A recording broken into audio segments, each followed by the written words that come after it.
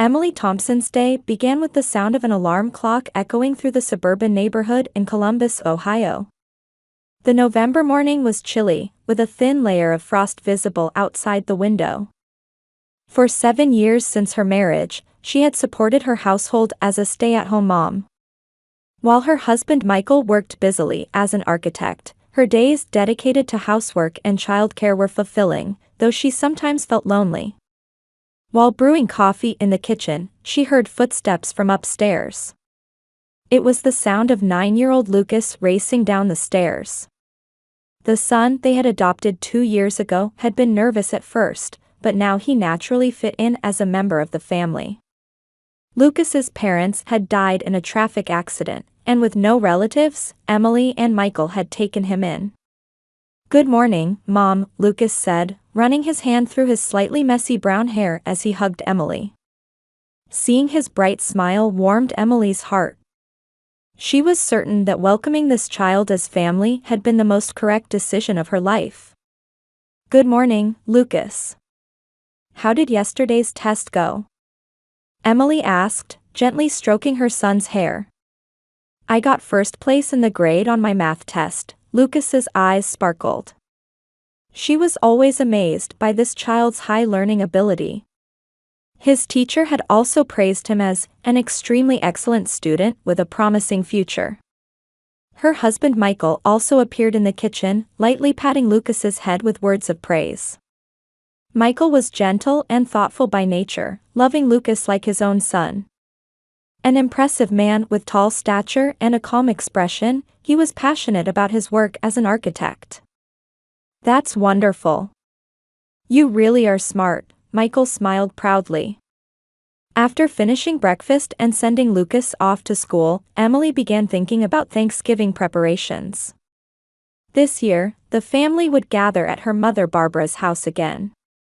Barbara had been living alone since losing her husband early.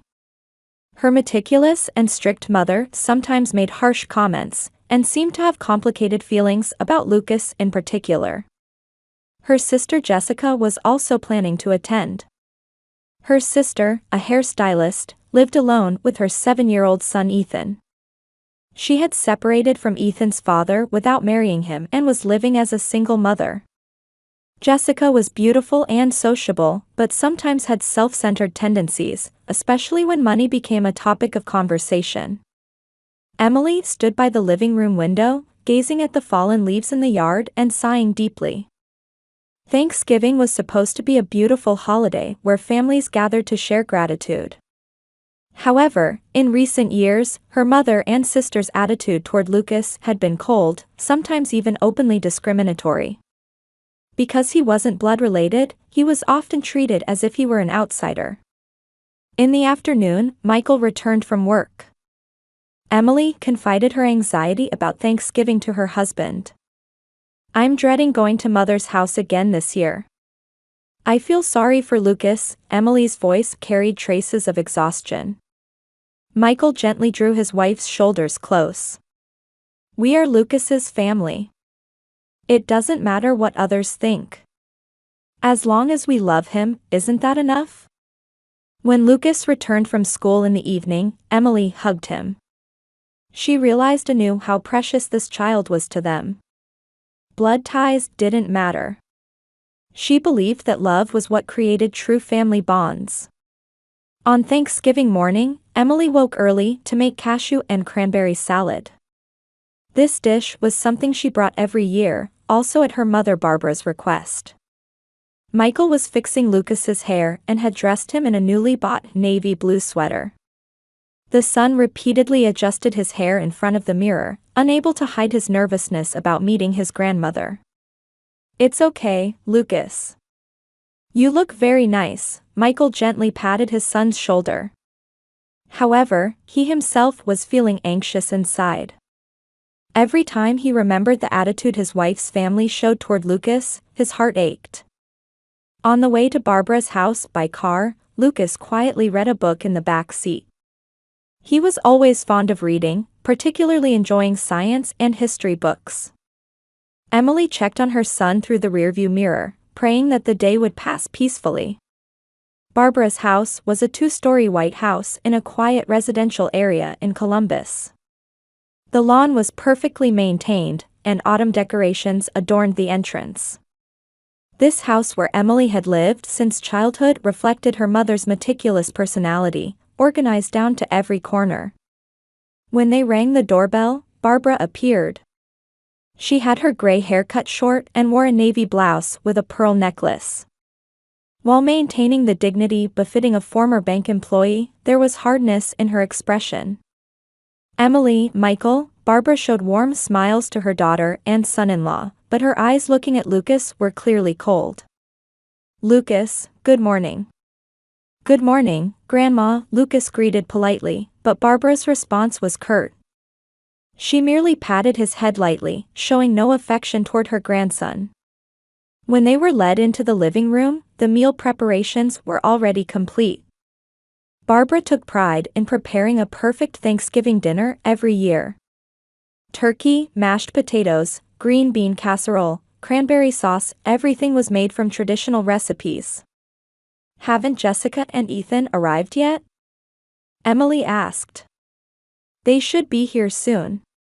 "Ethan is really looking forward to it." Barbara's voice had a warmth clearly different from her references to Lucas. About 30 minutes later, Jessica arrived with her 7-year-old son Ethan. Jessica always had perfectly styled blonde hair and was dressed in fashionable clothing. Ethan was an active and adorable boy who received all of grandmother Barbara's affection. "Mom." Jessica rushed to Barbara and they embraced warmly. "Ethan, say hello to Grandma." "Grandma." Ethan ran to his grandmother, and Barbara lifted him high and kissed his cheek. Seeing this scene, Lucas showed a slightly lonely expression but quickly returned his gaze to his book. Jessica exchanged greetings but only gave Lucas a light wave. This blatant discriminatory treatment pained Emily's heart. However, to maintain family peace, she said nothing. Michael's expression also hardened, but he similarly maintained silence. Before lunch, Barbara had prepared presents for Ethan. A new Lego set and a science experiment kit. Ethan was delighted and showed gratitude to his grandmother, and Jessica looked satisfied watching this.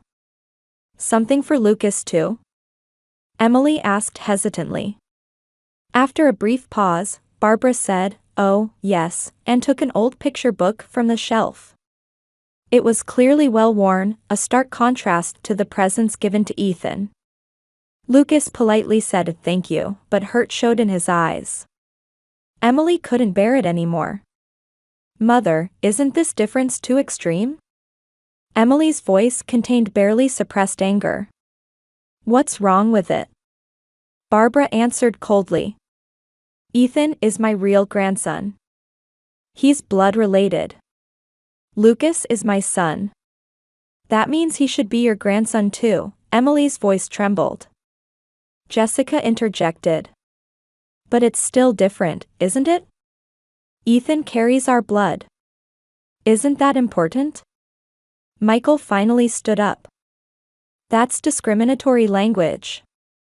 Lucas is our son both legally and emotionally." "Legally, perhaps," Barbara's voice sharpened. "But blood is thicker than water.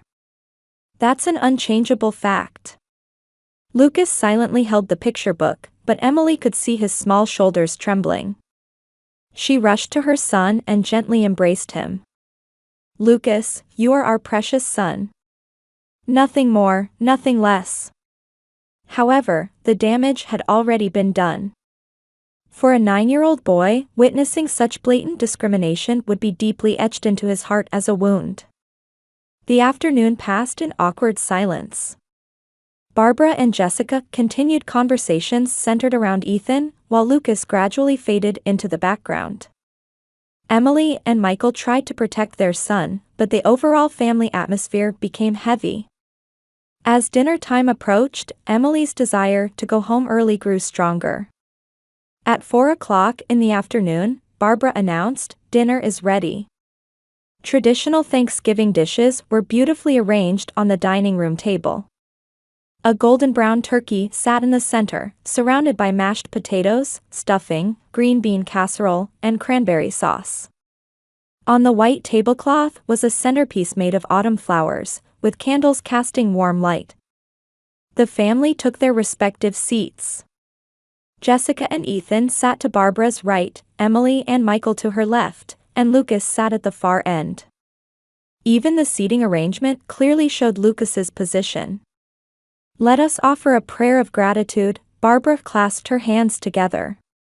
"We are grateful that our family is healthy and able to gather again this year. I am especially happy that Ethan is growing up healthy." Emily frowned. In the prayer, Lucas wasn't mentioned at all. Her son bowed his head silently, but as a mother, she understood well how much pain dwelled in his small heart. When the meal began, conversation initially proceeded with safe topics. Jessica talked about events at the beauty salon, Barbara brought up neighborhood news. Michael shared a bit about work, and Emily spoke about community volunteer activities. Lucas ate quietly while occasionally listening to the adults' conversation. However, the peaceful time didn't last long. When Ethan began talking about his school grades, Barbara's eyes lit up. "Ethan is really excellent. He got 95 points on his recent test, didn't he?" "That's right, Mom. Ethan is good at math," Jessica answered proudly. Emily found an opportunity to interject. "Lucas also got 98 points on yesterday's math test. He was first in his grade." Barbara's expression changed subtly. "Oh, that's nice," her voice clearly contained a disinterested tone. "But," Jessica continued, "with adopted children, since they grew up in different environments, you never know what will happen in the future. I think bloodlines are important." Emily's fork clinked against her plate. "Jessica, that's a terrible thing to say. But it's the truth, isn't it?" Barbara sided with her daughter. "I honestly can't understand raising a child with no blood ties. Emily, you're still young, so you should have your own children." Michael started to stand quietly, but Emily stopped him with her hand. She took a deep breath and tried to answer calmly. "Mother, Lucas is our son. We're raising him with love, and he loves us too. What more do we need? Love alone isn't enough." Barbara's voice grew increasingly harsh. "In the end, he's a child of someone else's bloodline, isn't he? He might not be grateful to you in the future. He could become ungrateful." Emily didn't miss that Lucas's hands were trembling. For a 9-year-old boy, these words were too cruel. "That's right," Jessica agreed. "Bringing an adopted child is shameless. My daughter's son is what this family needs. A child who carries our blood, like Ethan, is what's important." Emily's face turned bright red. "Jessica. What are you saying? Outsiders should be kicked out," Jessica continued with a laugh. "Having this child around reduces Ethan's share. Even inheritance should go to blood-related grandchildren in the future, right?" Barbara nodded. "Exactly. I want to leave my property only to real family. I don't want to give a penny to an adopted child." Emily stood up. "That's enough. Lucas, let's go home." However, at that moment, Michael, who had been quiet until now, slowly stood up. His face was different from his usual gentle expression, serious and full of determination. The 35-year-old architect placed both hands on the table and looked directly at Barbara and Jessica. "Wait, Emily," Michael's voice was low and quiet. "There's something I need to tell them." Emily was surprised by her husband's demeanor. It was rare for Michael to show such an expression. Lucas also looked up at his adoptive father anxiously. "Michael, what?" Emily was confused. Michael slowly turned his gaze to Barbara. "Don't you know who that child's real father is yet?" Heavy silence fell over the room. Barbara and Jessica showed confused expressions, and Emily couldn't understand what her husband was trying to say. "What are you talking about, Michael?" Barbara asked. "Lucas's father was my brother Daniel." Michael's voice was quiet, but his words shocked the room. Emily gasped. "Michael, what are you saying?" 2 years ago, when we took Lucas in, I found out through investigation. I didn't tell you, but Daniel had a relationship with Lucas's mother when he was young. Of Lucas's parents who died in the accident, the father was my brother." Barbara and Jessica were speechless. The boy they had treated as an outsider was actually Michael's nephew, a blood-related family member.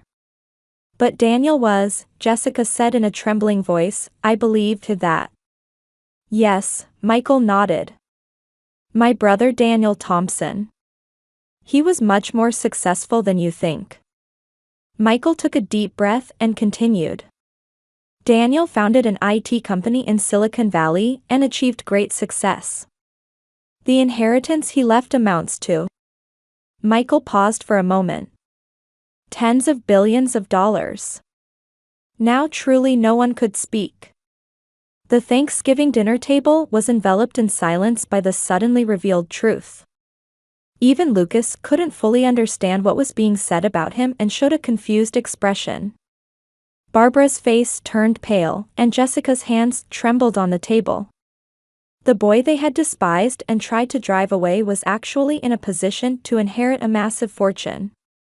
And for them, who had emphasized blood relationships, the fact that Lucas was actually blood-related family was an even greater shock. As heavy silence continued, Michael sat back down in his chair and began speaking slowly. His voice was quiet, but his words resonated deeply in the hearts of everyone in the room. "Have you heard the name Daniel Thompson?" Michael looked around at Barbara and Jessica. "He was a very famous figure in the tech industry." Barbara answered in a trembling voice. "Daniel Thompson, surely not the founder of that cloud solutions company?" "That's right," Michael nodded. "My brother moved to Silicon Valley in his mid-20s and started a small startup. He struggled at first, but the cloud storage system he developed became a huge hit." Emily was staring at her husband. In their 7 years of marriage, she had never heard Michael speak about his brother in such detail. He was usually a person who didn't talk much about family. "Daniel was a genius programmer," Michael continued. "He became independent immediately after graduating college, and by 28 he was already a millionaire. But in exchange for success, his relationships with family became distant." Jessica timidly spoke up. "So, his relationship with Lucas?" "Daniel was in a romantic relationship with Lucas's mother Melanie in his early 30s. Melanie was a local teacher, a kind-hearted woman. However, Daniel was too absorbed in work and didn't value his relationship with her." Michael paused for a moment and looked gently at Lucas. The 9-year-old boy seemed confused by hearing about his birth for the first time. Melanie told him about her pregnancy, but Daniel wouldn't take responsibility. She had Lucas alone and later married another man. Lucas was raised considering that man his father. Emily took her husband's hand. "Why didn't you tell me until now?" "I didn't want to confuse you. Besides, I hadn't been in contact with Daniel for years. I only learned of his death through an obituary." Barbara's face had turned ashen. "I remember the news when Daniel Thompson died. I believe 3 years ago," Michael answered. "Heart attack. It was said to be caused by work stress. He had no wife or children. At least, no legally recognized children." Jessica asked in a trembling voice, "So, the inheritance?" "Daniel wrote in his will that he would leave all his property to blood relatives who might be discovered in the future. It seems that in his later years, he learned of Lucas's existence and felt guilty. He had hired private investigators to research." Michael took an envelope from his pocket. This is a letter from the lawyer. If it's officially confirmed that Lucas is Daniel's son, he will inherit the entire estate. The entire estate, specifically how much? Barbara's voice was shaking. Currently valued at approximately $35 billion, Michael's words again enveloped the room in silence. Including company stocks, real estate, investment portfolio, everything. Jessica tried to stand up from her chair and staggered. $35 billion. An amount she could never earn in a lifetime. And the one inheriting this massive fortune was the 9-year-old boy she had tried to drive out as an outsider. Why did you keep quiet until now? Emily asked her husband. I was waiting for DNA test results. Official confirmation came last week. Michael looked at his wife. I was going to tell you too, but I thought I'd do it after Thanksgiving. Barbara suddenly stood up and rushed to Lucas. Her cold attitude from before completely changed, and an artificial smile appeared on her face. Lucas, my dear grandson. Barbara tried to embrace the boy, but Lucas pulled back in confusion. Grandma has loved you from the beginning. But, just now. Lucas said in a small voice. That was a misunderstanding. Grandma was just testing you. Barbara's voice was strained. I've always thought of you as a special grandson. Jessica also hastily stood up. That's right, Lucas. Aunt feels the same way. What I said earlier was a joke. You're our precious family. However, Lucas kept his distance from them. Despite being only 9 years old, he keenly sensed the adult's dramatic change in behavior. Emily stood up to protect her son. Stop it. Don't confuse Lucas. Emily, don't misunderstand. Barbara was desperate. I really do love Lucas. I'll be a better grandmother from now on. I'll buy him anything. I'll provide him with the best education too. Me too. Jessica interrupted. Lucas, let's go shopping with Aunt. I'll buy you anything you want. Be friends with Ethan too. Michael said in a stern voice, both of you, please stop. Lucas is not a child who should be loved for money. But, Michael, Barbara said in a pleading tone, we're family, aren't we? There were misunderstandings before, but it's different now. I want to provide Lucas with the best environment. The best environment? Emily's voice trembled with anger. An hour ago, you were calling this child an outsider and trying to drive him away. Jessica became teary-eyed. Sister, please. Give us a chance. We're truly sorry. Lucas is our precious nephew who shares our blood. Shares our blood? Michael sneered. Just now you were saying blood ties were important, yet you misjudged even those blood ties. Barbara and Jessica's true nature was exposed. It wasn't love but greed for money that drove them.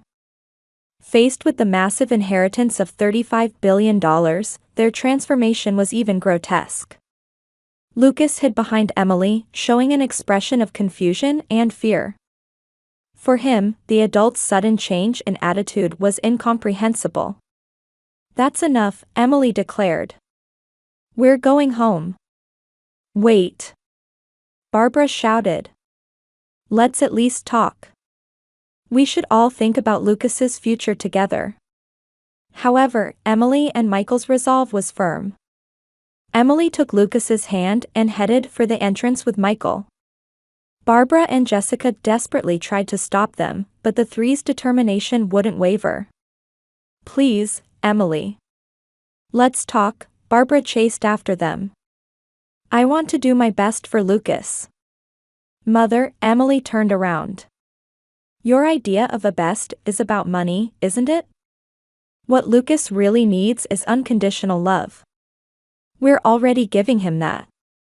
As they got into the car, Lucas asked in a small voice, Mom, am I really going to be rich? Emily hugged her son. Whether you have money or not, you're our precious son. That will never change. Michael looked at Lucas through the rearview mirror. When you grow up, you can decide how to use that money yourself. But for now, I want you to grow up as a normal 9-year-old boy. On the way home, Lucas said quietly, it was strange how Grandma and Aunt Jessica suddenly became nice. Yes, Emily answered gently. But people who truly love you won't change whether you have money or not. When they returned home, the three had a quiet dinner. Though exhausted from the Thanksgiving commotion, the family time alone was peaceful and warm. Lucas did his homework surrounded by his parents and read books before bed as usual. A lot happened today, but we're still family, right? Lucas asked before going to sleep. Of course, Emily kissed her son's forehead. We'll be family forever. Several days later, Barbara and Jessica began calling frequently. They desperately tried to repair their relationship with Lucas, but Emily and Michael decided to keep their distance. A month later, an article about Barbara appeared in the local newspaper. The Thanksgiving incident had become known throughout the neighborhood, and her discriminatory remarks about adoption became a problem among local residents. The reputation she had built as a former bank employee was ruined, and she became distanced even from the women's club she had participated in for years. Barbara began living lonely days, tormented by regret. Jessica's beauty salon also suffered declining business. Her repeated attempts to approach Lucas became known, and she lost her customers' trust. Her attitude of approaching a child for money was criticized, and many clients moved to other salons. Ethan also began receiving hurtful comments from friends at school, and Jessica deeply regretted her actions. Meanwhile, Emily's family lived quiet, happy days. Lucas continued to achieve excellent grades at school and was blessed with friends. Regarding the inheritance, Michael consulted with a trustworthy lawyer, and it was arranged to be properly managed until Lucas reached adulthood.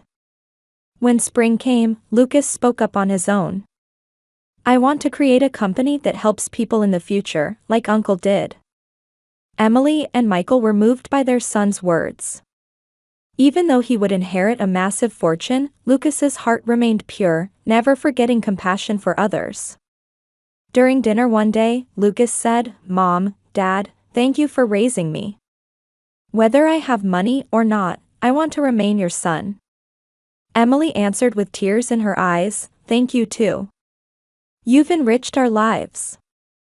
Michael also nodded. You're our pride. Blood ties don't matter. Love is what creates true family bonds. The three embraced and exchanged warm smiles. Outside, spring winds blew, announcing the beginning of a new season. Surrounded by true family love, their future was bright and full of hope.